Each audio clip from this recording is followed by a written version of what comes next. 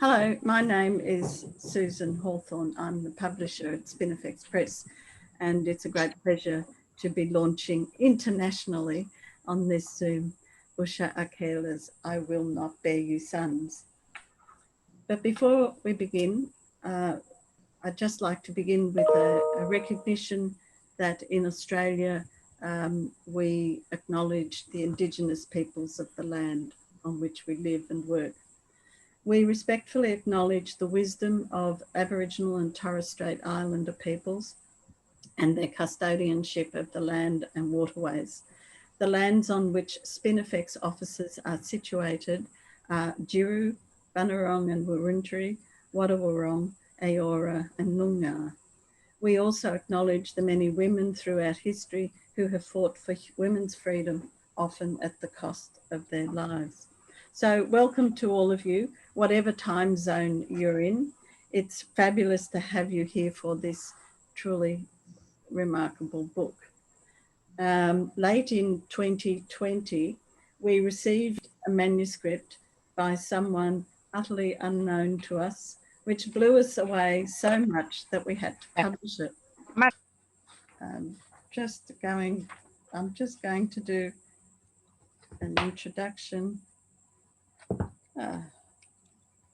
for a bio for Usha, and and there's more people coming in. So Usha Akella has authored 9 books that include poetry, a chapbook, and musical dramas. She earned a Master of Studies in Creative Writing from the University of Cambridge in the UK. She was selected as a creative ambassador for the city of Austin for 2019 and 2015. Her work has been included in the HarperCollins Book of English Poetry, and she read with a group of eminent South Asian diaspora poets at the House of Lords in June 2016. And tomorrow she will be reading at the Delhi Embassy 2 Indian writers and 2 Mexican writers. She's an award-winning poet, published widely, and has featured at numerous prestigious international poetry festivals. She's the founder of Matwala, and the spelling of that, so the website is www.matwala.com. And she hosts the interview and conversation website, www.thepov.com. Matwala is the first South Asian Diaspora Poets Festival dedicated to increasing the visibility of diaspora poets in the USA. And she coordinates with Pramila Venkateswaran that program. She's also the founder of the Poetry Caravan in New York and Austin, which takes poetry readings to disadvantaged audiences in women's centres. And I'm now going to go on and introduce Robyn Rowland, who will be launching Usha's book. So I've known Robyn since the Sydney Women Writers Festival, which was held in 1982. We've talked endlessly about poetry and politics many times since then. Robyn is the author of 10 poetry collections. 2 of them are bilingual, with Turkish and English on facing pages. Under This Saffron Sun is the most recent of those. This Intimate War, Gallipoli Chanakali, 1915, is the other one, which Spinifex also published. She has written 3 works of feminist nonfiction on reproductive technologies, feminism, and women's studies. Her work has appeared in Best Australian Poems 8 times. That's quite remarkable. At last count, Robyn has read her work in at least 14 countries, amongst them Bosnia, Turkey, Ireland, USA. She was previously Professor of Social Inquiry and Women's Studies at Deakin University until 1996, and received her AO, that's an Order of Australia, for her contribution to higher education and women's health. She's also held positions on organisations advocating for Australian poetry, among them being Deputy Chair of the Board of the Australian Poetry Centre. I've heard Robyn read and deliver talks many times, and look forward to hearing her speak today or this evening or whatever time it is in your time zone. For those of you outside of Australia and who might not have been to a Spinifex launch previously. Thank you. Over to Robyn. Well, thank you for that lovely introduction too. It's amazing, actually. You know, you hear your life and you think, no wonder I'm tired, really. But anyway, it was a surprise to be asked to launch this book. Being a woman who has two sons, at first I thought, oh my God, what is this going to be about? And also, as those close to you know, I'm caring for my father, who's 101 at the moment. So getting my brain into poetry is more difficult, and it was absolutely amazing to do it with this book.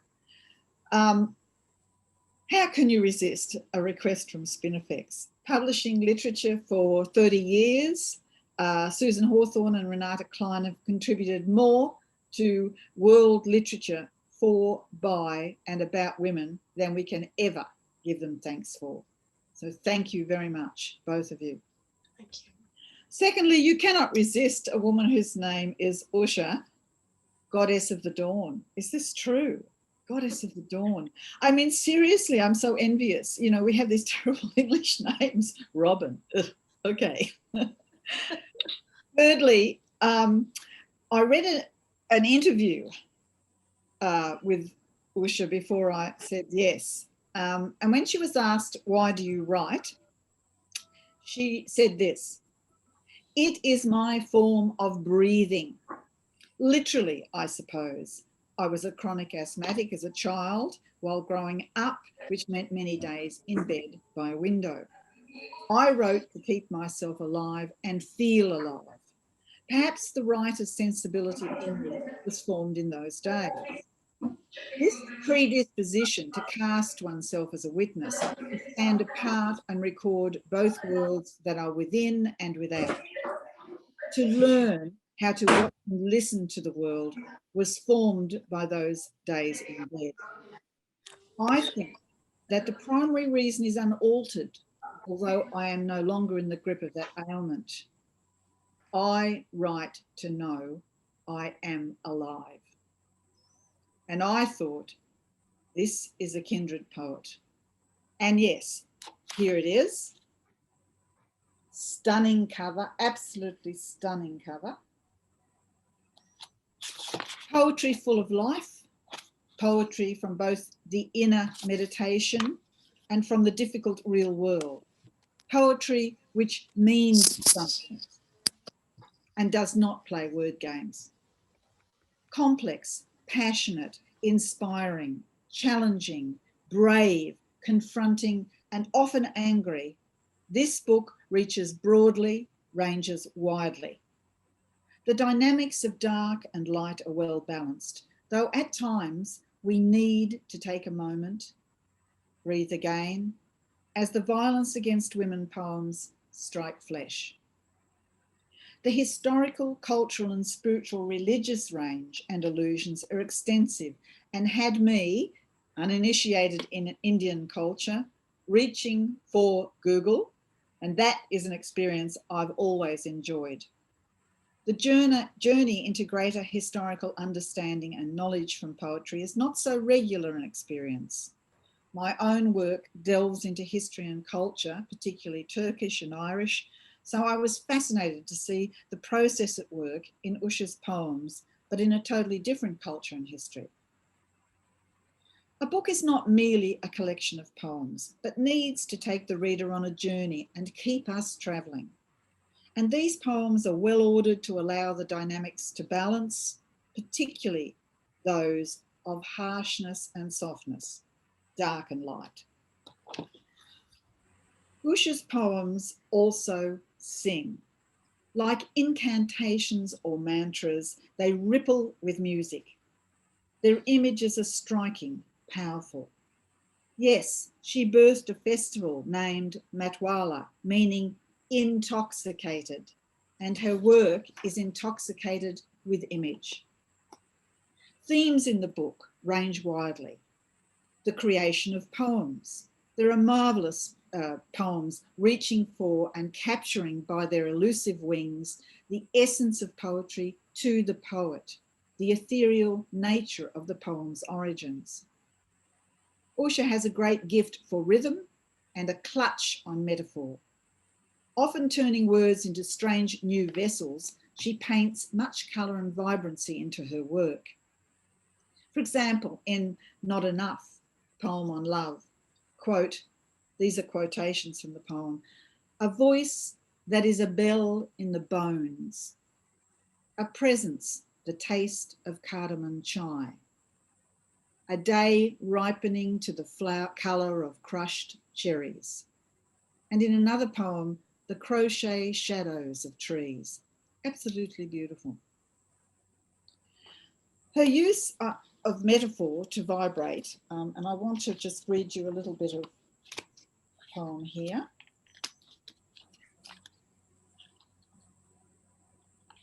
Okay, actually what I'm going to do is I'm going to read to get a sense of that, the idea of the poet and what she's doing and of the images, this poem, Erasure. Like leaves, the chameleons, her poems, the colour peeling a little differently, sometimes like hibiscus, sometimes like mangoes, leaking juices, staining pages. She chasing herself. The poems were butterflies in the sun. Her net caught none. They left like swallows, like bats, like penguins. They left unafraid of homelessness. When they left, she was orphaned. She was a star fallen from the apron of the mother, fallen like a song joining the void of her memories, hovering on the blush of the rose. She met her poems in the desert behind her eyes. They had heard the call of the wilderness. She greeted her cold-eyed, filled with a sense, some greeted her cold-eyed, filled with a sense of abandonment and accusation to be so exposed.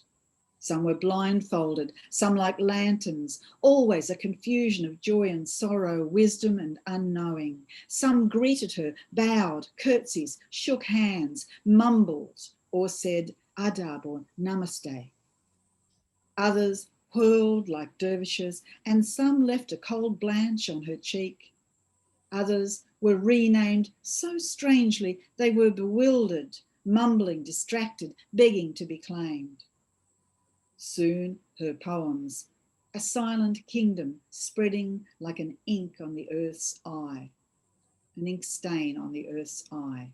Like a ghost, she enters them, erased gradually, seeking what the great poets sought. And the quotation that goes with this poem is from the great Basho. Do not seek to follow in the footsteps of the wise, seek what they sought. And I think you have found a great deal of it, Usha. Her use of metaphor to vibrate sounds in her poems and her recharging, returning of images is often stunning. For example, this poem is dedicated to Eva, the first witch burned in Germany in 1572. And I'm not going to read a lot of poems to you, although I could read you the entire book. I want to read, where is it?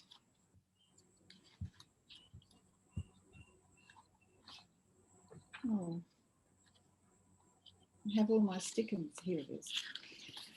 So I want to read this poem to you because it is the most astonishing poem for its use of images for the burning of a woman.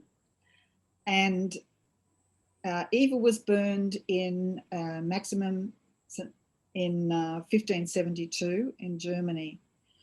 And I'm going to read it here because it sets up the ear and the mind's canvas for this wonderful use of language. You can hear her passion and you can see the grip of image. So this is the hinge work of the skin. In keeling flames, those the caves of eyes slurping my pain. Pitchforks like an alphabet staked in the ground. This is bone sheen, like fish scales sear in yellow water. The eyes want more pain, want incantation to leave my lips, to save myself, so I can be tossed back in again like a penny in a wishing well of epileptic flames. But this is my mouth melting. Smile grimace. I mouth something like forgiveness, curse. These are words melting. This is how orange feels. I pour myself out of myself, molten lava, scarlet ribboned skirt, city of lightning, an orange waterfall, body liquid pain one. I burst into petals of the sun. I throw comets from my navel. I am sprouting autumn blossoms. I burn the day. I am hell. I am your air. Centuries, breathe if you can. And I wish we're in a live audience, because I know everybody would be exclaiming and clapping. It's the most astonishing poem, really. Usha has also said that a poem must invite dialogue, not be a political agenda. And she lives up to that promise in an area fraught with creative problems, particularly violence against women and girls. These are powerful poems of anger, of confronting truth in the worst of events. Crucially, the poems name actual women and girls who have suffered, because in poetry it is always the intimate politics, the particulars that grab. I can't read it. I think it's just too harrowing, this poem, but it's the one for the children, Usha. Enough. Enough with an exclamation mark. I just read 2 stanzas. People, let us say it. Bring back our caged children to a field of sunflowers. Open our land to people as we would our palms to catch a raindrop. Bring back Island in blue shorts, washed up as a fish, snuggled in sand. Let us not say again, he did not make it. Let children not have to tell their stories. Let us bring back Kusuma, 7 years old, oil her back scarred like a cluster of sardines. Let us hear her laughter before she was married. Let Malala not be shot in the head.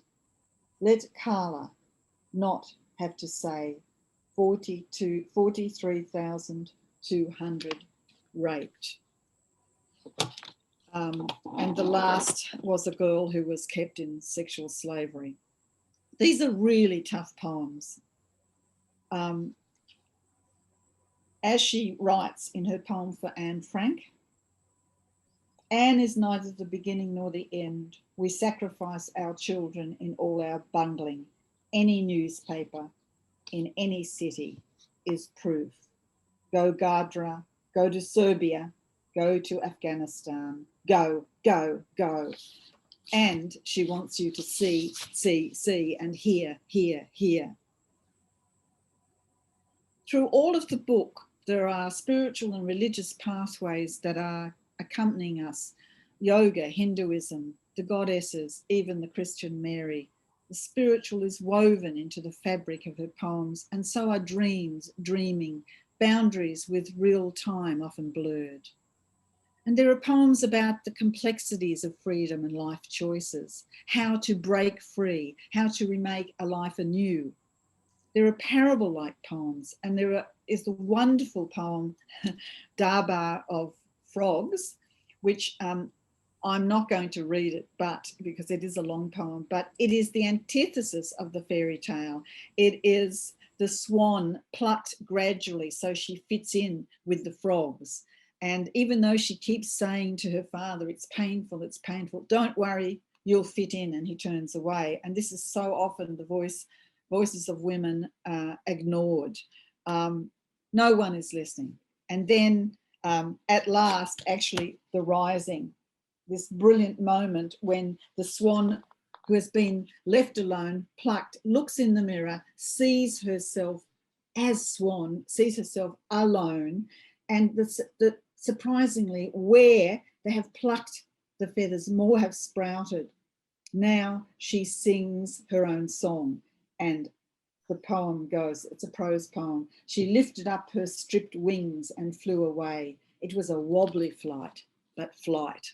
And I think that the wonderful ending of that is so energizing. Usha works with poets who've gone before, Virginia Woolf, Kamala Dar, William Carlos Williams, Mirabai, the Sufi and Sanskrit poets kind of meld their way into the work. And I particularly like the allusions to Virginia Woolf because I like the positive response to Woolf, which I've canvassed myself actually. In the poem, They Cannot Persist in a Sunlit Room, she writes, even though I've dipped my nib in the dark ink of her well, I've been a woman sobbing on my bathroom floor. I've been a hanging woman from a noose of an ancient culture daily demeaned. Still, I am not Sylvia. But there is loneliness and belonging in the book. Of course, a poet torn between two countries, a poet who has to leave to be free, a poet who has to renegotiate in a new place, everything, and I mean everything, you know, it's from language to food, and the food in this book is absolutely wonderful, makes you hungry, some of them. So there are these poems about belonging and loneliness. This is to say to William Carlos Williams about his plums, in his plum poems, that she's thinking of mangoes and her childhood grandparents, and the mangoes create a sweet homesickness, the sticky dribble on the chin. From sailors in Scuttlebutt, we hear, embayed, we belong to two lands. And as the flag of the water erodes the bulkhead of our hearts, we begin to belong nowhere. And I think, I mean, I really share that with you, Usha, because, you know, I feel the same thing. Sometimes I feel like I live on the ocean between places. So there's also an ambivalence in the poems about India as well.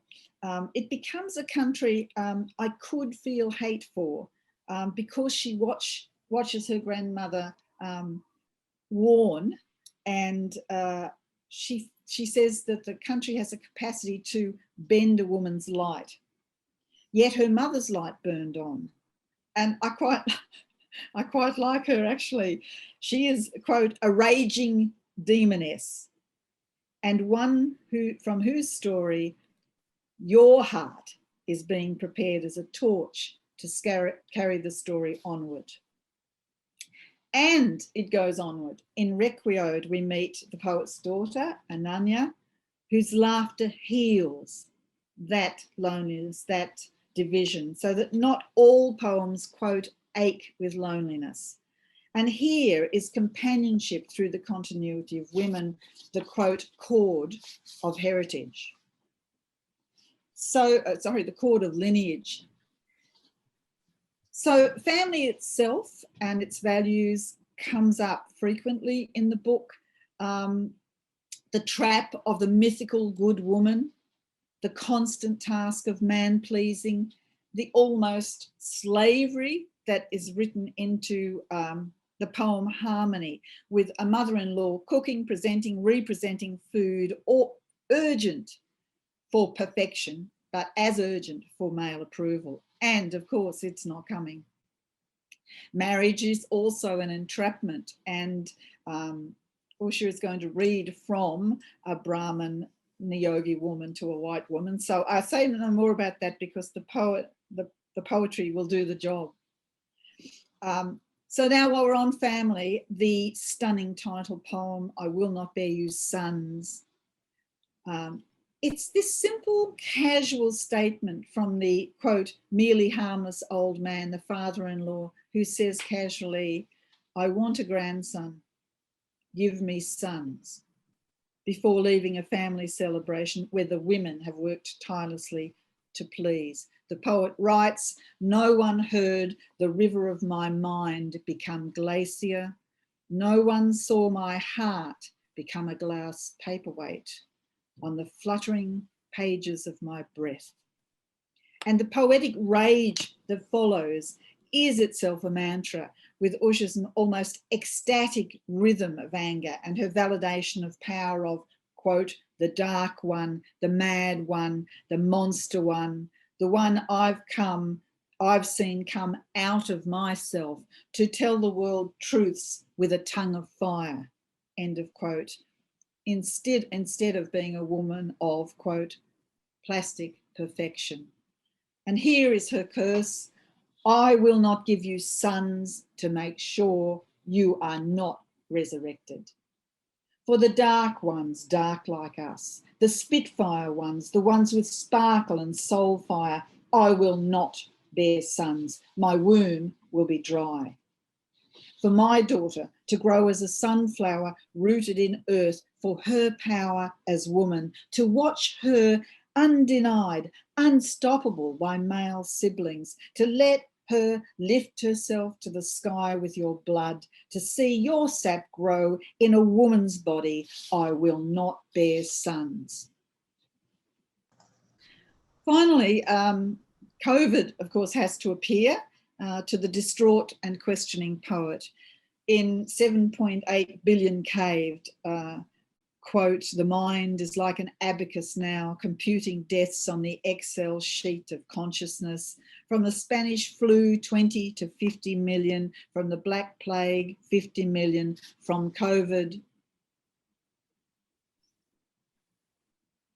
Yet families in re-emergence create a new pattern of reality inside the COVID experience, a quiet dance of simple actions in harmony and kinship. And with an imperfect acceptance, quote, spring is upon us. This too is reality. The sun's golden, bombarding, drenching, suffusing. This beauty is undeniable. A world savaged by light, saved by light, singing with light.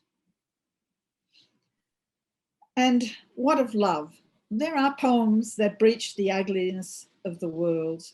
And I think the poem for Ananya, and I mean, I don't know whether your mother is going to read this for you. Were you going to read it, Usha? No? No, I thought you were going to. Yes, so. I am. I'm going to read this part of it for her.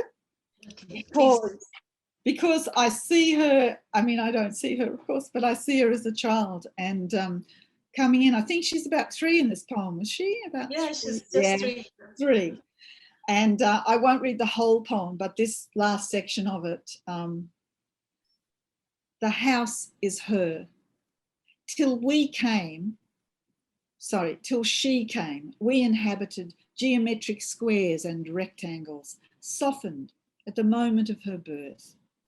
The walls began to unfurl as petals. We gave off a new fragrance.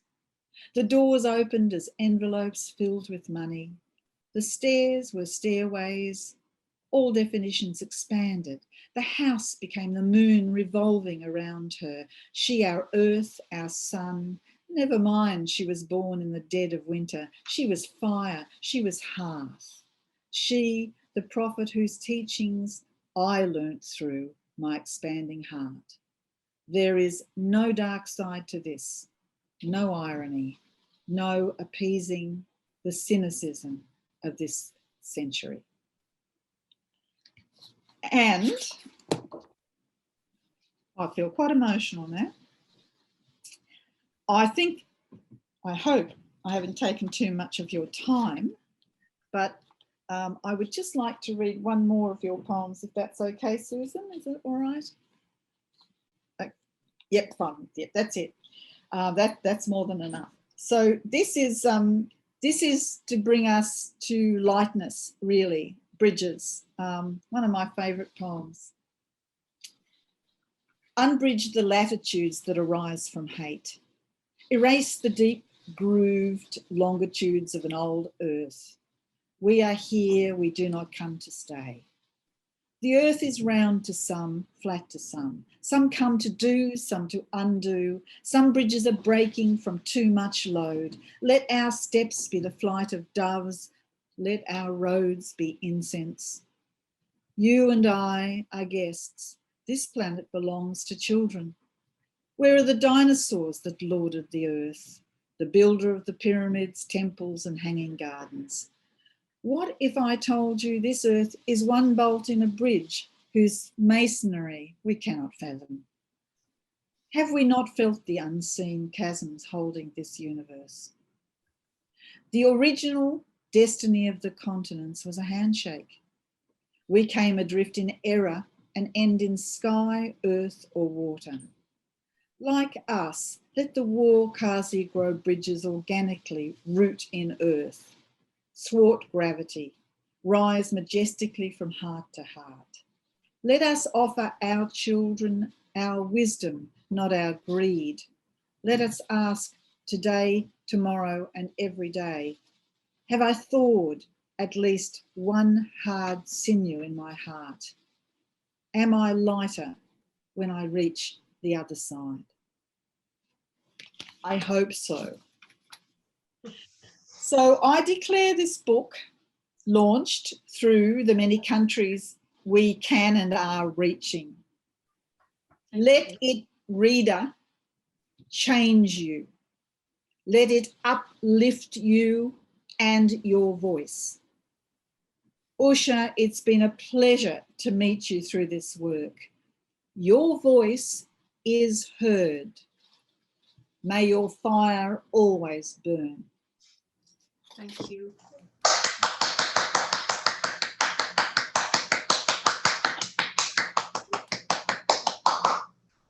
Thank you, Robyn Rowland, for such a generous introduction. I hope I can be half as articulate. Thank you to the whole team at Spinifex, Susan, Rachel, Renate, Pauline, and Debs Snipson for such a fantastic cover. Such a brilliant book cover. I hope you've all noticed the Sri Chakram on the cover. I'm honored to be published by you. I was drawn by the acknowledgement of Natives people on your website, and I thought if I were to be published by this press, it would indeed be an honor. Thank you, Marianella Medrano and Anne Waldman for the blurbs. Thank you, Jem Poster at the University of Cambridge, with whose guidance this manuscript first took shape. Thank you to my women spiritual guides, Ramaka and Sharifa. Thank you to my wonderful friends, too many of you to name, my students and the poets who support me, who are family of the spirit, my daughter and mother for whom I write all my feminist poems, and my brother Funny and husband Ravi for your support. Thank you all. I'd like to begin with a brief statement. If, as a race, we hope to be fully human, not half or a quarter, all of us, men and women, have to be feminist before we can aspire to the stature of humanist. And women, be sure, whatever your sexual orientation, body type, skin color, economic bracket, education level, caste, religious creed, nationality, or race, unless we learn to stand by each other, not racked with jealousies, fear, envy, self-centeredness, and cellular perceptions generated by the brainwash of patriarchy, this struggle will not culminate. Why is there a need for feminist poems or literature? Is the proof not in the news we read daily? A violent world of misogyny expressing itself in rapes and the trafficking of children and women and casting a shadow on every sector of human life? Has not every woman or girl, except a few lucky privileged ones, felt the breath of patriarchy in the lenses that cloud her vision or the voices that crowd her soul? In the tiniest crevices of human culture, A stream runs continuously, trying to obliterate another stream in the name of religion, in the name of culture, in the name of family, honor, ethics, and good behavior. Always the flame of feminine power is sought to be snuffed out or its expression distorted. East and West, neither is better than the other. A disease so deep a father can kill a daughter, or a brother betray a sister, or a mother abort a female fetus, a friend turn on a friend, or a girl starve herself to a size 0 to match a beauty standard. I feel scalded every day, feeling the weight of the ages barely lessening. This is why this book came to be. Poetry can tell truths truer than fact, with the courage of ownership of one's story. Women must speak out. The first section of the book delves into personal responses, and in the second, I explore various issues from many cultures across history, like foot binding, forced breeding, FGM, rape, standards of mysticism or spirituality, witch burning, politics, terrorism, etc., etc. I hope my poems express a collapse of all boundaries, calling for a universal humanity. At the outset, I ask to be forgiven. There's so many cultural references, there is bound to be mispronouncing of names and terms. I'm going to flag off this reading with poems, one to sound a note of hope dedicated to Kamala Harris, and the other as a thank you to the Spinifex team in Australia. So as most of you might know, Kamala is the lotus in Sanskrit. It's the emblem of goddess Lakshmi. And the poem begins with an epigraph, which is a quote from Kamala Harris when she won the election. I didn't listen, and the people didn't listen either, and we won. The name of the poem is She's Speaking. The knee of a sown conscience compressed the country's gullet, the country a vulva cleaved in two, a salvo of wounds bourgeoned from the fruiting body of one heart. The alphabet fell from her garland, these streets ledger of lies and unbalanced history. You sprang from the house of triangles, rising with the sap of two bloods. A smile sure as the stalk of a lotus spoke with a voice corded with the sinews of voices before you, for the petaled voices to be. Wield the thunderbolt of Athena, guide our hand to pen new anthems, be the lungs for a forgotten dream, color the White House with holy colors, help women sleep in their bed, blanketed with stars, bathed in the nectar of skin. Let hope again be a majestic elephant, fertilize our awakening on your petals, show us how from mud we can rise, teach us your chant, we did it, we did it, we do. The second poem I'd like to dedicate to the Spinifex team in Australia. I spent a few of my childhood years there, and the poem is called Boomerang. We are boomeranged in the lattice of destiny by a deft hand, the years a burning bush, a life pilgrimage and sacked city. We are arched to the uneven spin, bending hardness, curving by cultural burn, and retrieved from flight to the source. You gifted me this metaphor. I was 6 when I tasted the sweet cream of childhood in your croissant-shaped boundaries, and still didn't know our totemic links, that you too stepped off a landmass, and before that, we, all of we, dreaming, stepped out of the dreaming as a nascent blue globe, eyeball of God, watching its own birth and decay. I'm going to read a poem that was very difficult to write and very, very heart-wrenching.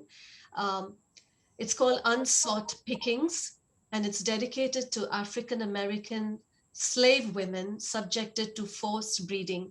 It's just impossible to understand the agony of this. So some things to note is the quote by a slave woman who described the practice as The Wedding Between Cows and the Bulls. And there's a reference to Mandeville, the supposed author of the travels of Sir John Mandeville, a fantasy-ridden travel memoir that, among other things, described a tree on which gourds grew, and inside these gourds, delicious baby lambs wriggled. So that's how we describe the cotton trees in India. Kutan is cotton in Arabic, and these are the references you'll see in the poem. It was a very tough poem to write, and I owed it to myself, in the whole wake of the BLM movement that got relaunched all over again last year. I had to write my poem of solidarity with this community. So it's called Unsought Pickings for the African American slave women subjected to forced breeding. The years between us are bald gossipium, clawed realities, spinning yarns, chilling truth, not yarn. Mandeville knew this was a beast sprouting plant. Our kutan, your cotton, their currency of carnage. I am told her pain is not yours to articulate, share, or voice.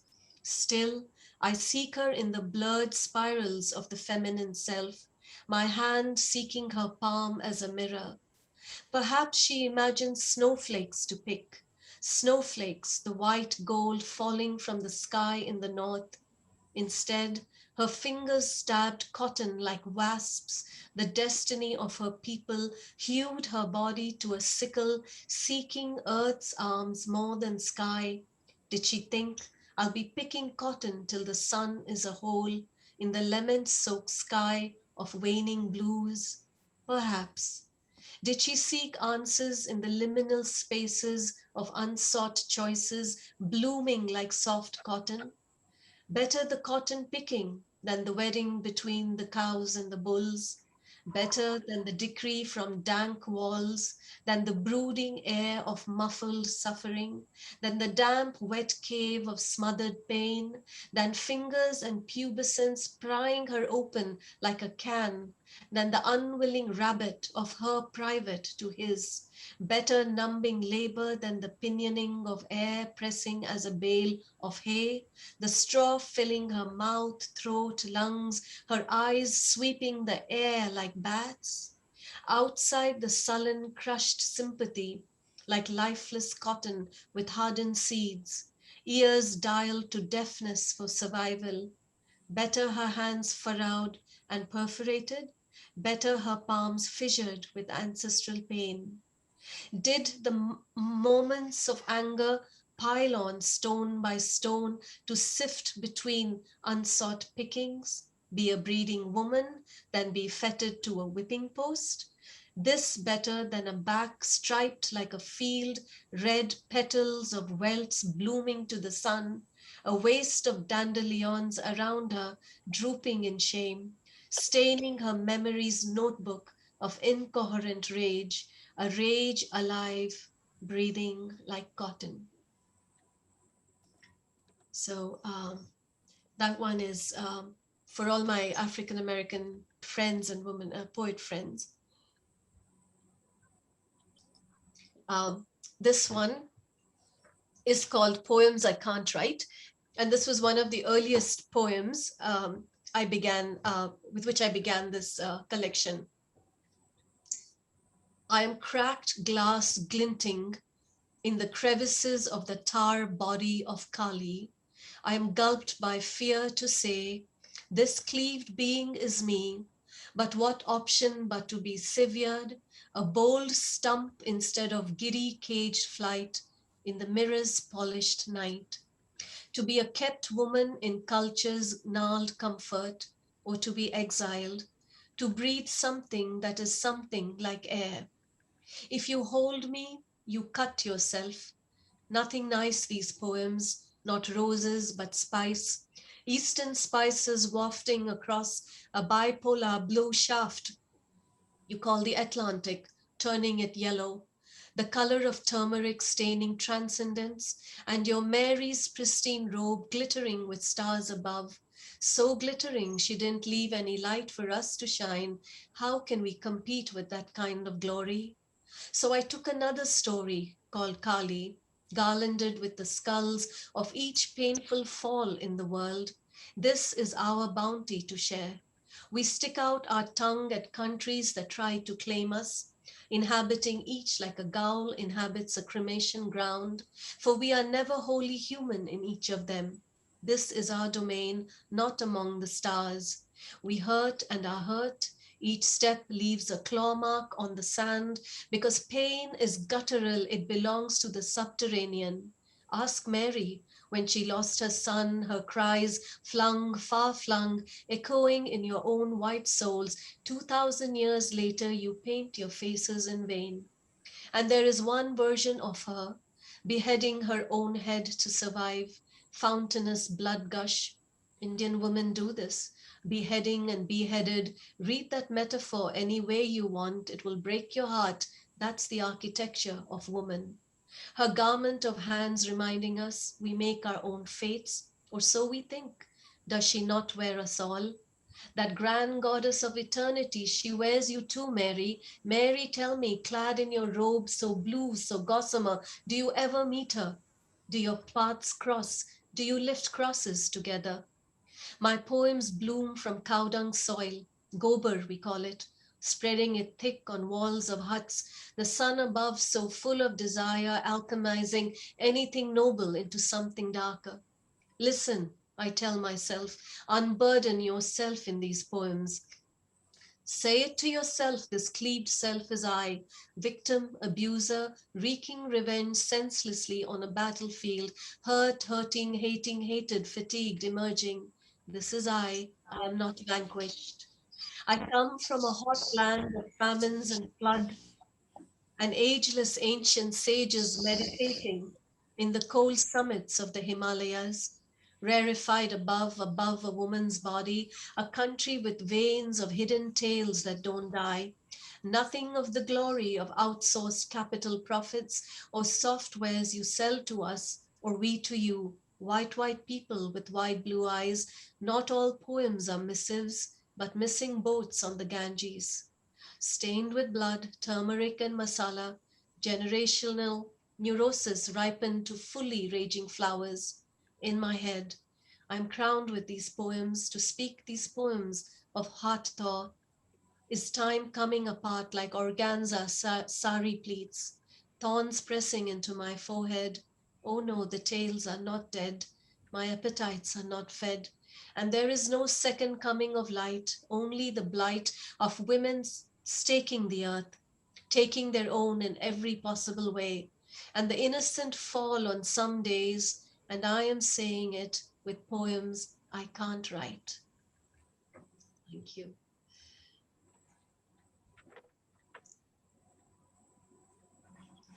I'm going to read a very short tongue-in-cheek poem.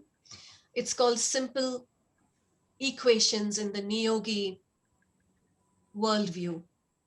Braided hair, oiled, unexciting, equal to chaste, equal to virtuous. Jeans, hair halo, wild, equal to wanton. Wanton equal to promiscuous, immoral, immodest, indecent, shameless, loose, impure, lustful, whorish, and disreputable, equal to uncultured, equal to non-Brahmin, equal to non-marriageable.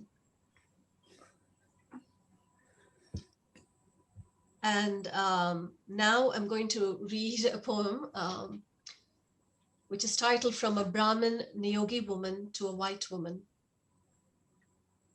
I didn't dye my hair blue. I didn't say fuck you. I didn't become bisexual, bipolar, alcoholic, or metrosexual. I didn't try heroin, weed, or morphine. And yet I came apart here and there, one sitting on the ground, one on a chair. I don't have AIDS or irritating things down there. I've stayed monogamous and true. I've been a good girl. I've kept my chastity like a pearl. And yet I rue. I'm sad and rue. You see, I haven't done the things you do. I haven't woken up in strange beds. I've never been led through back alleys where the dirty things and others carry on. You see, I'm strong and my head's not gone. Sanskrit mantras in my veins. Annamaya Kirtanas are inner strains. I didn't fully come apart. Somehow there's enough glue. And yet I rue. I didn't fully come apart. I'm waiting for my cue to live my life like you. I haven't partied in the night. I haven't cursed the light. I haven't taken what's not mine. I know where to draw the line. The men I know I'm mine. I haven't waited tables. I'm always served. Stable, always stable. I've never fully come apart. Only a part here and there. And even though some parts keenly smart, I've never fully come apart. I watch your men trace your neckline, look into your eyes and dance. I watch your romance and wonder what it's like. His eyes on your lips, desire on your fingertips, your cleavages that you show your ongoing tango, and wonder at you gays and lesbians, and what is it you do, and how and who and what is true, and how you drop out of school, and you with husbands 1, 2, and 3, merry and so bloody free, and how you wed and divorce, drifting from the source, or so we think. Who is it that really sinks? I wonder about your lives across the line, different, so damn different from mine. You live it out and about with a scream and a shout, while I'll tell you this, a secret in my fist. I live it all in my skin, incongruous as a purple elephant on a pencil tip. I play charades within with all my parts, and one aches more than the rest, it's my aching heart. I see how you somehow do it as you like. And I am safe I know, guided by theory of reap and sow. I keep myself pure as snow. I live in my suburban home, yellow stucco and stone, and the stones in my pockets grow. I stay within glass walls where duty and goodness call, tipsy on dharma, resisting booze, watching as they crack and break, watching Virginia Woolf inching to the ooze. So to give you some background about that poem, I wanted to cross that divide between cultures, between being a colored woman, brown woman versus a white woman. And I wanted to explore that dynamic of difference and finally similarity. And it was a very heavy poem in content. And when I started thinking about how am I going to execute this, it struck me really as an antithesis to use these almost Dr. Seuss simplistic simple rhymes and rhythms to carry the kind of enormity of the weight of that poem. And so that's what I did. I took a very, very kind of beguiling, very lighthearted rhymes, rhyme patterns of rhyme, made it very childlike, but it's very chilling. And it took me maybe 30 years to write that poem. And that's the form it took. The next poem I'm going to write is called Lotus Feet. Some of you must have heard about this whole horrible practice of foot binding in the Far Eastern cultures, and it's something that chills me when I look at the photographs. It's just unbelievable to me that these things have happened on our planet and not so long ago. So it's called Lotus Feet, and it's dedicated to Zangshen. Whatever the narrative, whatever the century, she shrinks. These are the feet of the sentences laid out bare, a tale to tell, tall feet between the crushed bones of centuries, between the tendons of tang, han, and song. Language is pompous, ballooning for a conquering mind. 5 dynasties and 10 kingdoms ended in a song, so it seems. A mouthful of syllables jingling in the mouth, names of dynasties, Liang, Tang, Jin, Han, Zhu, Wu, Wu, Win, Chu, Shu. Long, long lines of glory, phallic strides, mountainous thrusts in art. This is one unbroken, uncrushed narrative. but something is shrinking imperceptibly. Beauty is in the eye of the masculine beholder, whose gaze says, make her small, small, smaller, till she cannot stand. So perfect, so beautiful, so dainty. Imagine moonbeams for feet and lotuses for footprints. A mere 4 inches, and the male ego erects in desire. I am a teapot. I hiss, I pour a bitter tea on my dainty feet. On my dainty feet, I hiss, I pour a bitter tea. So, the next one, again, was a very, very hard one to write. It's about FGM. Unbelievably still happening in our time. The name of the poem is called Bolokoli, which is in the Bambara language, South African language, is the word for FGM, and it actually means washing your hands, a purifying phrase. It's a purifying phrase. The poem is dedicated to Astur, which is a Somalian girl's name, meaning to cover or conceal. So I'm punning throughout the poem. And those of you who have delicate ears, you might have to cover your ears, but this is the poem. Welcome to the world, little girl. Cut, cut, cut, cut, cut, cut, cut, cut. So do all of you know what FGM is? Female genital mutilation. Yeah. Yes, female genital mutilation. So welcome to the world, little girl. Cut, cut, cut, cut, cut, cut, cut, cut, cut, cut, cut, cut, cut, cut, cut, cut, 200 million times cut, cut, cut, cut, cut, cut, cut, cut, cut. Cut a clitorodectomy, infibulation, excision. 200 million makes many constellations. Constellations of 30 countries, cut countries, countries. Nicked, pricked, pierced, incised, scraped, cauterized. Depetaled, capped, pruned plant. You're a sewn gunny bag, little girl. You're clean and pure now, little girl. Here's a lollipop, little girl. Hush, little girl, hush, hush. Don't talk, little girl, don't whimper. Don't urinate, don't bleed. Don't moan in pleasure, much, much later. Keep your sunrises unseen, your tidal longing secret. Be clean, closed, unseen. What's that, little girl? Louder, little girl. Fuck you, fuck you, fuck you. So, do I have time to read more, Susan? Yes, yes, you do. Okay, I'm going to go to India now, and I'm going to read a poem called Naming.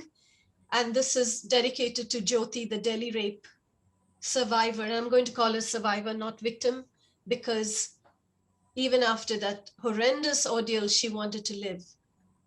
That was, I think, one of her last wishes. She wanted to be alive. And so she was no victim, she was a survivor. And I'm going to start with an epigraph, which is from her father. And according to Indian law, the media isn't allowed to publish the name of a rape victim to protect her. And her father made the statement, "We want the world to know her real name. My daughter didn't do anything wrong. She died while protecting herself. I am proud of her. Revealing her name will give courage to other women who have survived these attacks. They will find strength from my daughter." She was returning home from watching Life of Pi. The hero lived to tell the tale. In a boat shared with animals. Was this a sign from fate? Her journey in a bus with predators. 6 men falling upon her like hyenas. A wheel, jack handle, and metal rod plunged in her private parts, the intestines ripped out in a moving bus circumambulating Munirika. Bite marks across her body, death in a Singapore hospital. Her mother's eyes were dark charcoal, unspilled lakes. She died, but we die every day. Kudrat bhi nahi diya. When the dots finally connected, they were black. Black gags, gnashes across their mouths, black dressed. The women gathered in India Gate, Raisina Hill. The drumbeat of marching feet in cities spelt justice. Woman as petroleum, she the wick keeping the flame burning. If this day is a fruit, it is a papaya with a black heart. in the gaudy gold of a nation. If a flower, the frangipani, its milky sap blistering a nation's veins. If a fish warm as her intestines like eels on the bus floor. If a tree, the tamarind souring the breath of India. And if a name, Jyoti, emerging like a lion from a cave, whisking the world like a tornado, enough.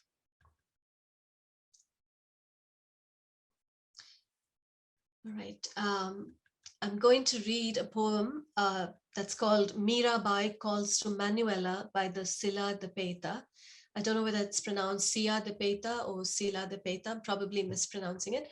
But to give you some background, Manuela Sáenz was the beloved, the lover, the mistress, whatever word you want to use, of Bolivar, the great political hero who freed much of South America from the Spanish.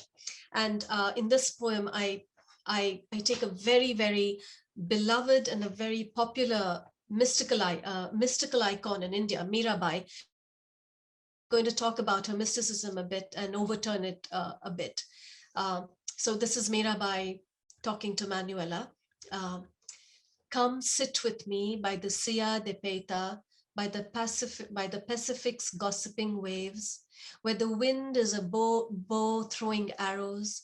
I call you now in this time of tyranny, dame of the sun, bold, bold woman, shining medal on Pan America's breast. I roll out a red carpet for you. Let us exchange notes of our lovers, show each other our love bites, call for Krishna, Bolivar, galloping on the horseback of our bones. We embroidered our hearts with stars of love, turned our backs on husband and threw a garland on the neck of a chosen one. We exiled ourselves from the sanctuary of prescribed bliss for the chaos of an uncontracted passion. Walking barefoot on a road of thorns, we bled. Your story a sword in freedom's arsenal, my songs on the wind. Step out of the mirror, Manuela, sister of my smoldering heart. Your heart a volcano among volcanoes of the Pichincha. You lit them, they lit you. Let us show the world once again how to love man or God, how to light courage boldly like a cigar, hold it in the mouth in society's face. Teach us how to spin like a dervish lit by love. Come soon, Manuela, for I am lonely. I do not understand these times of gold and gravity. History heralds my devotion for the love of the dark blue flute player who stains eternity with his blue spirit. But I confess, I ask for eternal enslavement to a god, and you dared love a mortal man. Your heart a port of calling for love, crazed with a desire for freedom. You showed us love is not illegitimate or unethical. I know, sister, your love is harder. To pledge loyalty to what is strong and then declining. You loved what is impermanent and frail. You never forgot Bolivar's dreams. They shone in your eyes when they faded in his. You loved with a lighthouse heart that could free a nation. And I loved for my soul alone.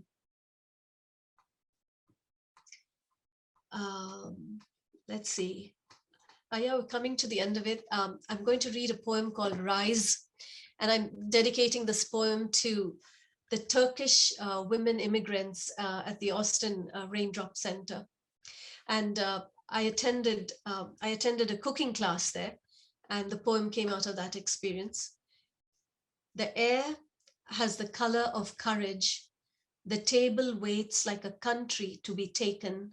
The room is a manuscript of many longings. The spices of new names and ingredients flounce their skirts, toss their heads and make grand entrances. Borek, Ai Churegi, Lamachun, Sumak, Penirli Pogacha, Kal Bura Basti. In the womb of round bottom glasses, honey-colored chai serenely asks, where do we come from? How are we here? Who are we? Quietly the flower waits the modest mistress of them all, her age unknown, old crone of eons, her cheeks are unblemished. I'm going to make the most powerful food, Saltic says, smile warm as the inside of an oven. She's in charge, and her mother, grandmother singing ancient chants and hushed lullabies, speaking the language of bread through her. Soon the women's fingers like tapping heels, dances in a row, heads bobbing like Valentine bouquets, like pianists they tap, tap and fly, like drummers they pound, they make the floor sing like mermaids to a shore, they cajole, plead, pound, reap and meet, tease and toss, the flower surrenders, these fingers know, yes they know, wordless secrets flow in this room where people slip in and out of the fingers of many countries. The air watches as water with a silent toe, the fingers glow with the secrets of what makes things rise, what makes things live, what can quench our thirsts and hungers, the things women know that pass down quietly through the blood century upon century, as if they know that time too is like this, a flaky filo sheet. A life in the end is what happens between the layers, what we fill it with, the appetite with which we bake it, makes it rise. And I think I'm going to end with this poem called Enough, which Robyn alluded to. And then I'll sign off with a short poem. People, let us say it, bring back our caged children to a field of sunflowers, open our land to people as we would our palms to catch a raindrop. Bring back Alan in blue shorts, washed up as a fish snuggled in sand. Let us not say again he did not make it. Let children not have to tell their stories. Let us bring back Gulsoma, 7 years old, oil her back scarred like a cluster of sardines.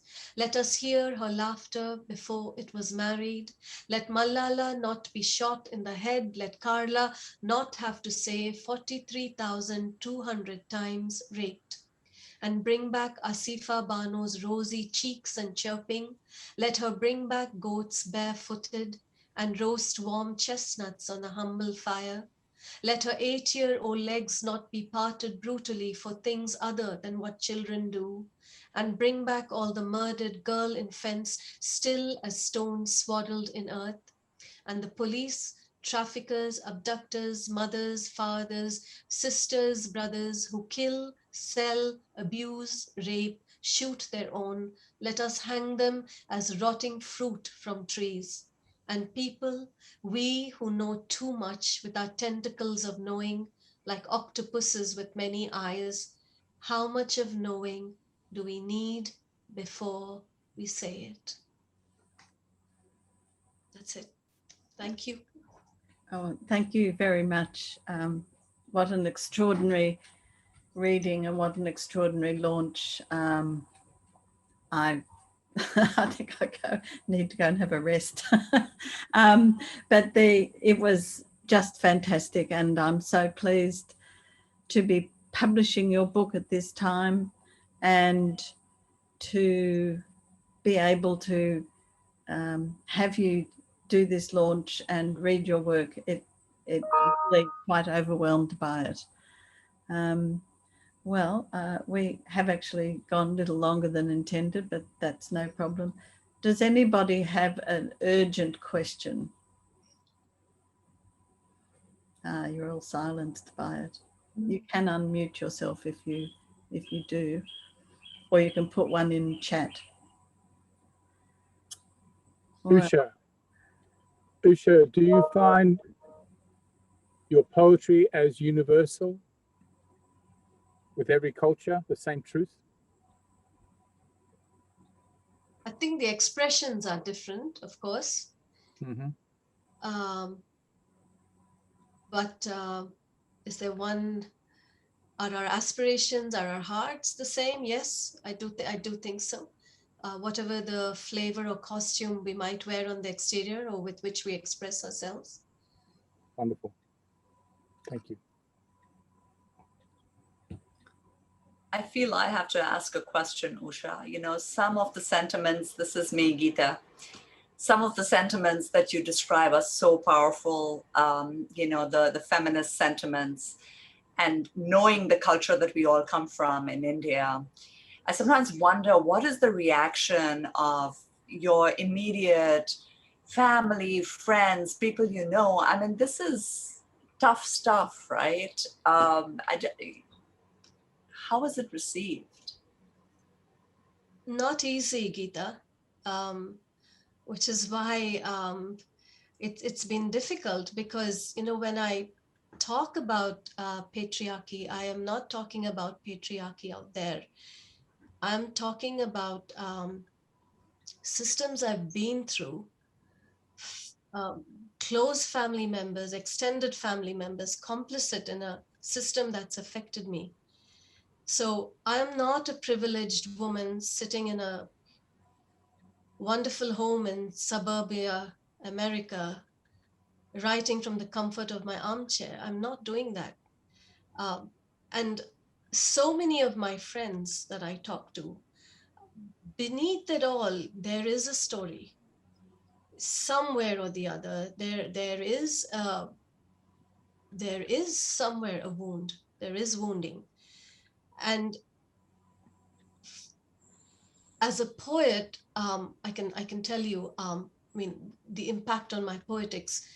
You know, I was either seen as a spiritual poet, and I was seen, or I was seen as a feminist poet, and each of those sectors was considered a betrayal of the other in some sense. You know, I've had people who've said, if you write spiritual poetry, how can you write about this? And over time, I had to reconcile those two things within myself too, that spirituality in a very Brahmanical Vedantic sense is out there. It's not in the body. And we don't have too much time to go into theory and to go into you know, in too much into all of this. But we have spiritual systems where the earth, I mean, look at the condition of our planet today. You know, the environmental devastation. Look at what's done to a woman's body. All of this is the expression of the goddess. There've been misreadings of Vedanta. Unfortunately, I mean, I have to go a bit into the religion of it, where, you know, God is not, God is transcendental. It is not the body. Woman's body is sin. Woman's body is the site for everything that's unclean, everything that needs to be suppressed, and so on. And from that kind of fragmented worldview, which is deeply enshrined within the Abrahamic religions, within a distorted Vedanta, has caused this rupture on so many levels. You know, we dare to desecrate the earth as we dare to desecrate women, mentally, emotionally, physically. And all of these things are tied up. The woman's body is the site of politics, is the political site for everything happening. So along the way, this question for me became very immediate. It was, I have to write my truth. You know, if I'm going to lie to the blank page, I'm going to write untrue poetry. And the first thing, women have to articulate. This is the problem, I think, in the East, Far East, in South Asian, this whole code of honor where women can't even articulate their pain. They cannot articulate their experience. The honor code of it. Families complicit, where they think they can just demolish a woman in any which way they want to. You know, I've been through it, through the dating system, through the arranged marriage system, with friends, I mean, it's, and the worst thing is women are the carriers of patriarchy. We have to wake up to this. You know, women are the first candidates of patriarchy who are so brainwashed they inflict this thing on each other. In a family, it's a mother-in-law, or it's a mother, or it's a mother doing it to a daughter. I mean, what is wrong with us? And we are talking big things of freedom and blah, blah, blah, but we don't stand together as a woman.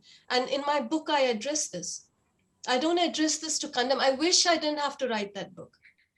Honestly, I wish I could write something very lighthearted and wake up happy every day, lighthearted in my heart, but I can't when a 2-year-old is raped. I can't. I can't. carry this burden, and we all should, because what are we doing to our children? What kind of a civilization have we generated that we can rape 2- and 3-year-olds?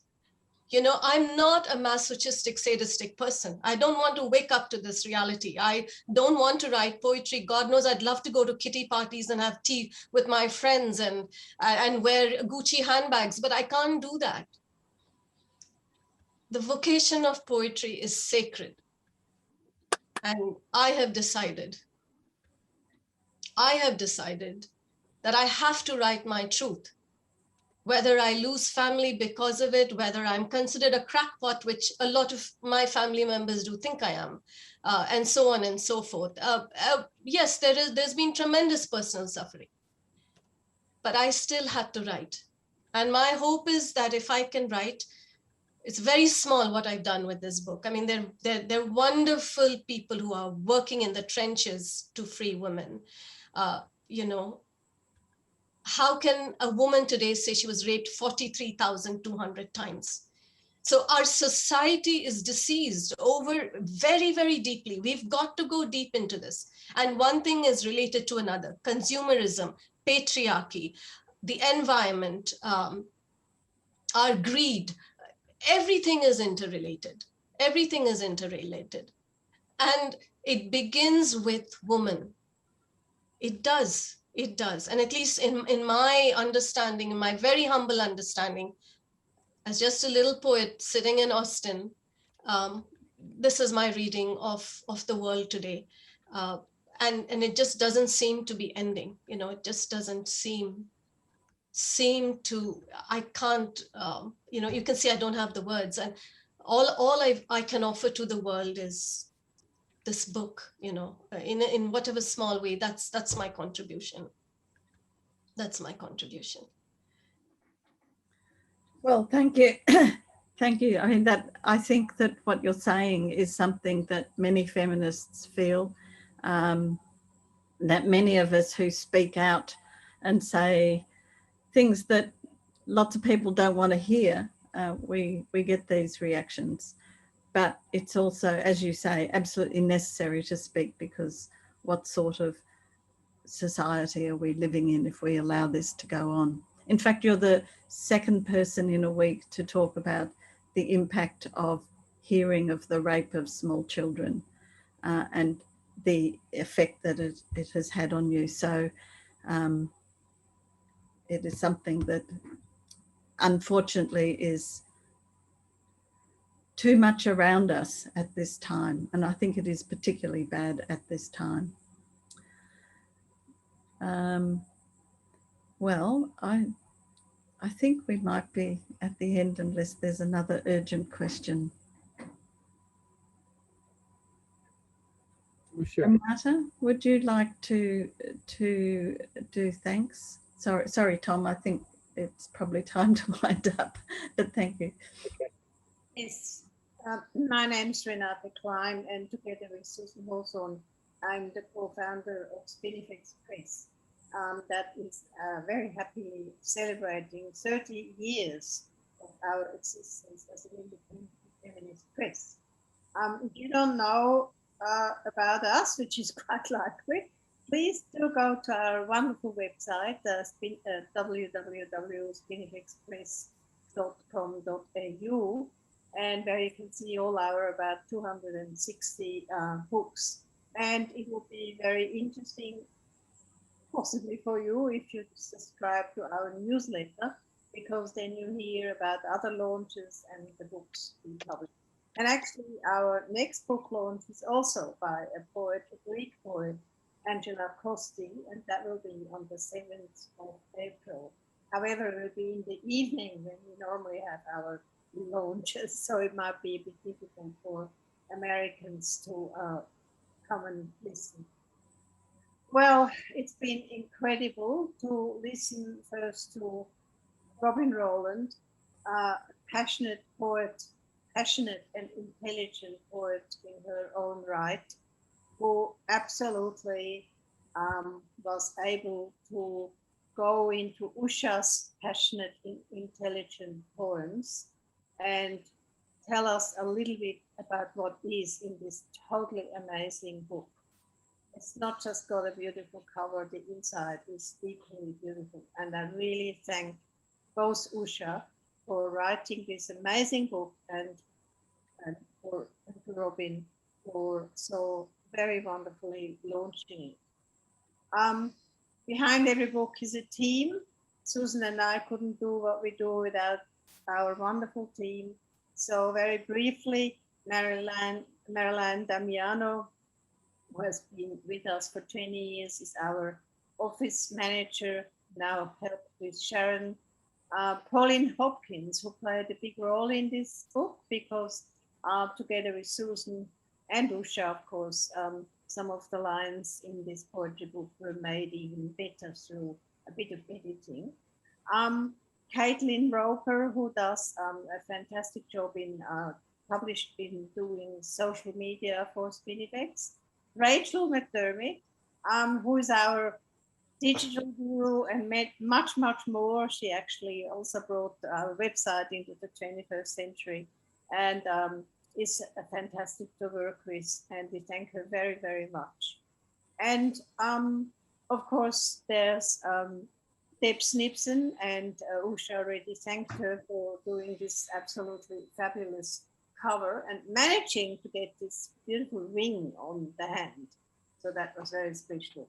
And to Helen Christie, who managed to put the poems inside the book in very beautiful ways. So I think I want to leave you with this. Susan will put up the slide where you can buy our book, but if you can't remember it, go to the Spinifex website, go to the page that's called Order, and you see where you can get it. And you know, anything that goes wrong with it, get an ebook which you can actually download from Spinifex. So you'll have that immediately. But of course, nothing should go wrong with it, but they always do. I don't really want to add, well, it's very difficult to add anything to the powerful words that Usha has spoken that are in the poems and that Robyn has brought to life. But in Australia, we are in the middle of a rape. I don't even know what word to use. There have been rapes at Parliament House, and 10 days ago there was a huge outcry of women who marched for justice, over 100,000, and actually their slogan was "Enough is enough." And now every day there's other women coming out saying we've been raped, we've been sexually assaulted. And it is absolutely pathetic, really pathetic to see how our Prime Minister and the other male members of our government are entirely out of their depths. They cannot deal with it. They do not even know how to deal with it. And as Usha said, and that is a big problem, I think, for women, unfortunately, many women are complicit with these men because they fear if they speak out, they will lose perhaps their job, perhaps more, perhaps their boyfriend, their partner. But what else can we do? We are so close to the brink of and the abyss of whatever we hold dear, whether it's women, whether it's the environment. And I think that poetry such as Usha's and Robyn's help us to have a bit of sanity left in our heads. It's not much, but it helps.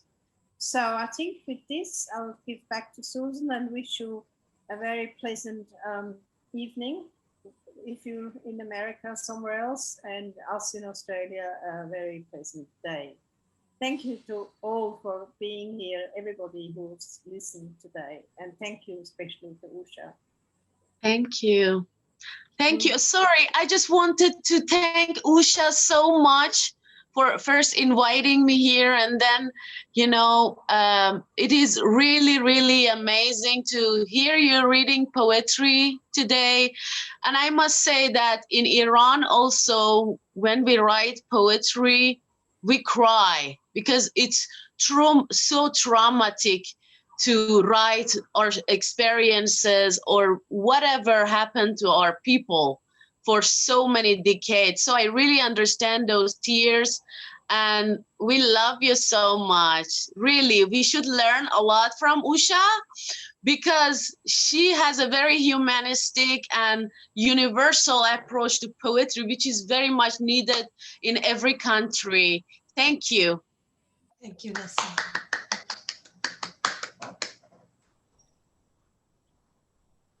I've just put up the how to order page. So in the USA, we are distributed by ipgbook.com. They're based in Chicago, and if you send in your orders, you should get a response from them by email to say that your order has been noted. You can also buy it online, places like Amazon and others. I hate to advertise Amazon, but that's life. If you are in the UK or Europe, then go to gazellebookservices.co.uk. And if you're in Australia and New Zealand or anywhere else in the world not covered by distributors in North America and UK, please do come to our website and have a look. And while you're there, sign up to our newsletter or have a look at Facebook or other social media. Facebook did not knock us off, as it did knock off quite a number of Australian media companies some weeks ago, but we are back. The other thing is that if you have friends or you know people who didn't make it today, there will be a recording that will go up sometime later this week, or at the latest early next week. We have a number of Zoom things going on at the moment, and there's a bit of a queue. But it's been absolutely thrilling to have this launch today. And I thank all of you for coming. And I thank Robyn and of course, Usha, the wondrous Usha, for writing this book and for sending it to me out of the blue. One of the great moments of my publishing life. Thank you. Thank you. Thank you, Susan. Thank you so much. Thank you, everyone. Thank you. Thank you. Thank you. Bye. Bye. Thank you. Thank you, Robyn. Thank you. Thank you. I knew you were the right person to ask. Oh. Well, I hope you were happy. Very Indeed. much. Indeed. Thank you. Yeah. Thank you. It was a wonderful book to read, really. I think, I read it a couple of times now, and I think it's just one of those books that you go back to and back to, it's so much in it. It's It is. so rich. Yeah. That's quite Thank you. Thank you.